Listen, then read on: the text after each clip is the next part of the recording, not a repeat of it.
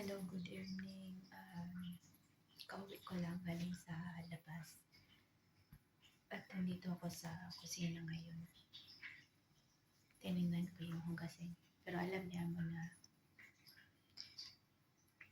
kinalmot ako ng pusa. So, first time na umuwi ako na patingin ko sa inyo.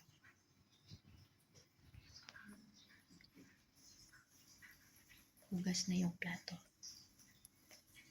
Diba hugas na? Siya naghugas niyan. Merong hugasin pero konti lang.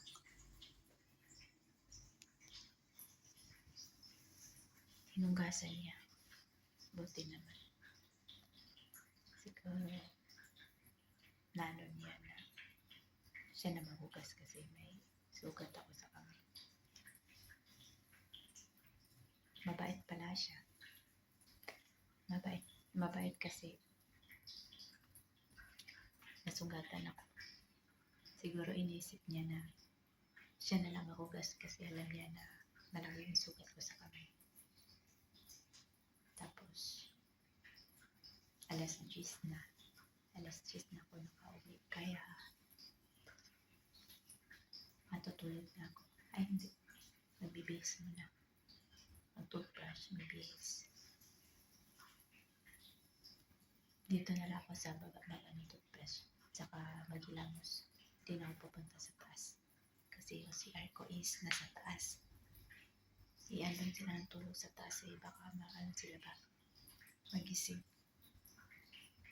Kaya dito na lang ako sa baba. Hindi na ako akit sa taas. Kasi bukas may pasok. So aga tayong gigising bukas. Tingnan natin. Pakita ko yung kamay ko. Pakita ko sa inyo ang sugat ng kamay ko. So, andito ko sa kwarto ngayon. At ipakita ko sa inyo yung sugat ng kamay ko. Malaki talaga siya.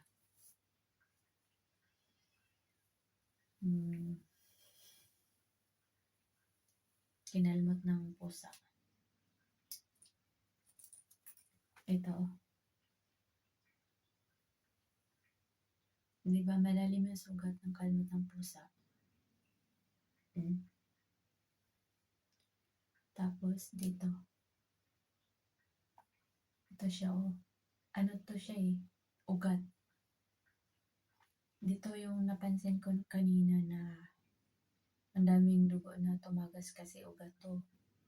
Tapos ito pa. Naiyak ko kanina eh kasi sa kalmot ng pusa. Ito sobrang dugo. Kasi ugat yan. Tingnan. Iba nga yung kulay. Ano siya? Lumaki siya. Sobrang dugo nito kanina. Nagpatak-patak sa floor namin. Kasi ugat to siya. Tapos binasa ko ng tubig. Akala ko nga hindi titigil yung dugo niya. Kalmat lang siya. Ito lahat. Kalmat lang to. Hindi ba to delikado? Ayun na.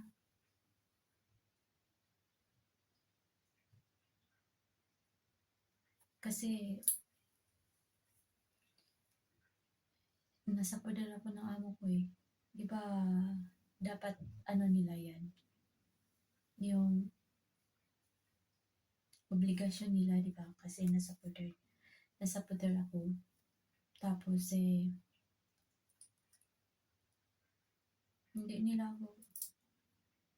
hindi ba nila ako anti-rabies tsaka anti-tetanus. Pero pumunta ako ng office kanina. Nag-report ako dahil pinakita ko talaga to. May isang staff na andun sa doktor kanina. Tinawagan ni manager namin yung staff na andun sa doktor. Kasi may mga kasama din kami na andoon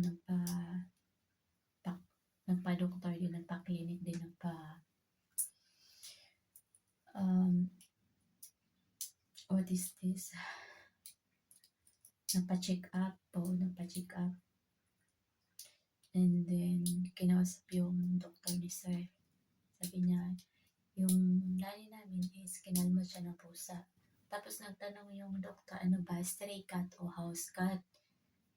Tapos nagtanong si sir sa akin, ako nang kumausap, sabi ko, ano ma'am, house cat siya, hindi siya stray cat.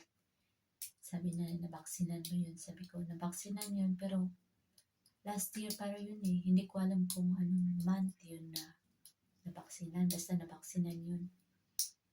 Parang pangalawang beses lang siya nabaksinan. Hindi ko alam kung ilang months na yun yung cat. Pero wala pang 1 year yung cat. Wala pang 1 year siya. Wala pang 1 year. Mga siguro 7 or 8 months. Parang ganun yung pusa. Pero malaki na yung pusa. Sabi niya, ano daw, don't worry daw kasi yung pusa is house cat naman. Wala daw akong dapat ipag-alala. Tama ba yun? Pero sinabi niya na magpa-antay-tetano daw ako. Okay lang yun sa akin. Pero sabi niya okay lang daw. Nung nag-usap na sila ni manager, sabi niya okay lang daw na hindi magpa-vaccine kasi yung pusa is hindi naman stray cat. Sabi ko, sir, mamamatay na ako pag may rabies to. Tapos tumawa yung yung manager. Sabi na, hindi naman. Di ba narinig mo sabi ng doktor? Sabi ko, narinig ko, pero malay natin, di ba? Nag-aalala pa rin ako. Hindi natin alam ba, no? Pero,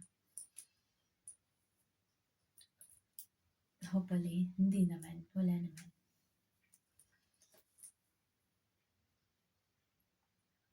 Grabe oh, lala oh.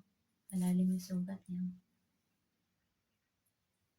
Mas malalim to kaninang kasi ugat. Oh, may bukol siya.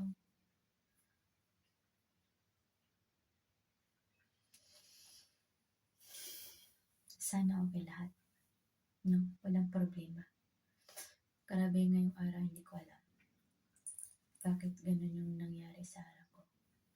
Sa araw ko ngayon. Ba't na kaganon yung araw ko ngayon?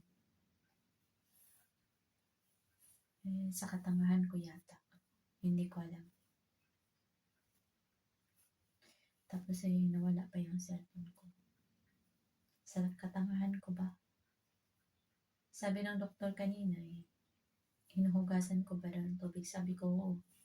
Tumakbo nga ako pumunta ng lababo para mahugasan yung sugat. Nangyak-nyak nga ako kanina Si sir ngayon naglagay ng plaster tsaka betadine ng kamay ko. Sana okay lang lahat, no? Kasi di natin alam pa yung panahon. Nandito pa naman ako sa malayo. Nandito pa naman ako sa Dubai. Paano na kaya? So, ano kaya sa tingin ninyo? Okay lang kaya to na hindi ako magpa-inject? Yung nangyari sa akin? Okay lang ba to? Wala bang problema? Kalmat lang naman to, hindi man to kagat. Kinalmat lang niya. Kasi natakot siya sa blower. Pinapaliguan ko kasi tapos sabi ni sir, si sir naman ang utos sa akin, i-blower ko daw. Pag blower ko may tali yung pusa. Hinawakan ko siya dito. Paghawa ko dito para i-blower ko, hinawakan ko tapos ginanyan ko. Blower. Natakot siya sa sound sa blower kaya lahat ng kuko niya. Nasa kamay ko talaga. Kaya nabitawan ko siya kasi parang humapdi. Tapos nakita ko na yung dugo dito, tumagas na dito. Pumunta na ako, nagmamadali ako pumunta sa lababo, hinugasan ako, napatak-patak talaga doon. Nakita talaga niya sa paglabas ko, sabi ko sa kinalmot ako. Tapos tumulo na yung luha ko. Sabi niya, ba't ka umiyak? Sabi ko, paano yung dugo? Ayaw nang tumigil, buti na lang tumigil, pinisil ko lang ganun. Tumigil siya. Kasi ugat to, akala ko talaga na maubos na yung dugo ko. Buti na lang tumigil siya kasi ugat. Ito kanina din. Sobrang dugo din. Sana okay lang hopefully. Walang mangyayari sa akin. So yun lang. Maraming salamat. Bye. Matutulog na ako mag-toothbrush. Salamat.